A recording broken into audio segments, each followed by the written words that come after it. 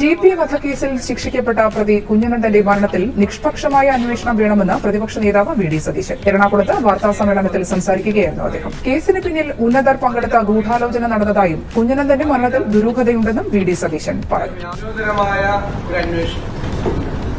ഹൈക്കോടതിയുടെ വിധി വന്നതോടുകൂടി ഈ TP ചന്ദ്രശേഖരൻ വധക്കേസ് വീണ്ടും ഓപ്പണായിരിക്കുകയാണ്. അതിന്റെ പുറകിൽ നടന്നിരുന്ന ഒരു വൈഡർ കോൺസ്പിറസി, വളരെ വ്യാപകമായ തലത്തിലുള്ള ഒരു ഗൂഢാലോചന, ഉന്നതന്മാർ പങ്കെടുത്തൊരു ഗൂഢാലോചന അതിനകത്തുണ്ട്.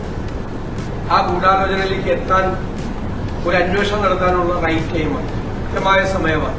കാരണം ഹൈക്കോടതി ഇത് റീ ഓപ്പൺ ചെയ്തിരിക്കുന്ന സമയമാണ്. അതിന്റെ മീതെയാണ് കുഞ്ഞനന്ദന്റെ മരണത്തെക്കുറിച്ചുള്ള ദുരൂഹതയും പുറത്തു വന്നിരിക്കുന്നത്. ഈ രണ്ട് കാര്യങ്ങൾ ഉൾപ്പെടെയുള്ള അതിന്റെ ഗൂഢാലോചനയെ കുറിച്ചുള്ള ഒരു അന്വേഷണം നടത്തണമെന്നുള്ള ആവശ്യത്തിൽ ഞങ്ങൾ ഉറച്ചു നിൽക്കുകയാണ്.